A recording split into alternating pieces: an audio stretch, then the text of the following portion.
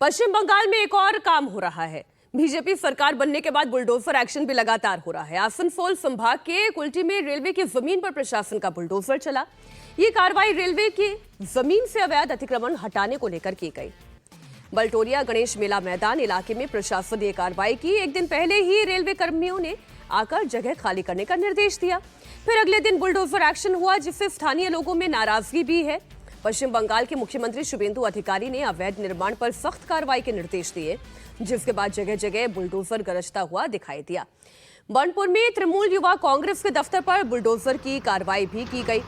पश्चिम बंगाल के आसनसोल में TMC youth Congress के दफ्तर को भी बुलडोजर से ध्वस्त किया गया। सरकारी जमीन पर अवैध कब्जे के आरोप में बुलडोजर एक्शन हुआ है। तो अब आप ये कह सकते हैं कि भाई बदलाव की बात हुई थी ना सज्जन जी, या बदले की बात हुई थी? टीएमसी का दफ्तर हो, युवा कांग्रेस का दफ्तर हो, फिर लोगों के अब घर हट रहे हैं या दुकानें हट रही हैं, क्या इंपॉर्टेंट है? नहीं, देखिए, पहली बात तो ये है कि ऑपरेशन बरगा हुआ था 1978 में, जब सीपीएम आई थी, जिसमें लैंड रिफॉर्म किया गया। तो प्रदेश में सरकार के पास सरकारी जमीन देश के हिसाब से सबसे ज्यादा बंगाल में सरकार के पास है, क्योंकि उसे एक्चुअली इंप्लीमेंट किया गया। अब होता क्या है, बंगाल एकमात्र ऐसा प्रदेश है जहां पे सरकारी जमीनों पे सबसे ज्यादा अवैध कब्जा है।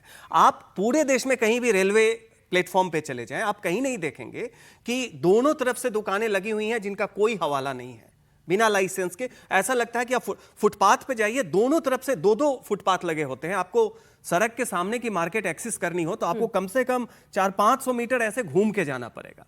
ये कल्चर जो है कि आपने एक झुंड बना लिया और फिर उसको वोट बैंक के नाते उसको, ये सीपीएम के समय से शुरू हुआ।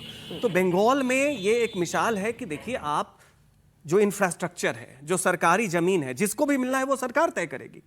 ऐसे कैसे हो सकता है कि पार्टी से जुड़ के कुछ लोग आए और कब्जा कर ले या कब्जा करवा दे? अच्छा, वो दुकानें भी वैसी ही तैयार हुई हैं पूरी की पूरी, और बाकी जगह फुटपाथ पे एक पार्टी फंड वाली दुकानें सारी की पार्टी सोसाइटी, क्या उसको वन पार्टी सोसाइटी कही है। अच्छा, अब वन पार्टी गई है तो उनके जो अवैध कब्जे हैं, अब इसमें एक महीने, जैसा हम लोग कह रहे थे कि एक आध महीने तो ये चलेगा कि टीएमसी के भी बहुत सारे अवैध कब्जे। बहुत जगह टीएमसी के ऑफिस को कांग्रेस पार्टी ने दोबारा से अपने अंदर लिया है, क्योंकि जब ममता आई तो उन्होंने कांग्रेस के सारे इंफ्रास्ट्रक्चर को भी कैप्चर किया था बहुत जगह।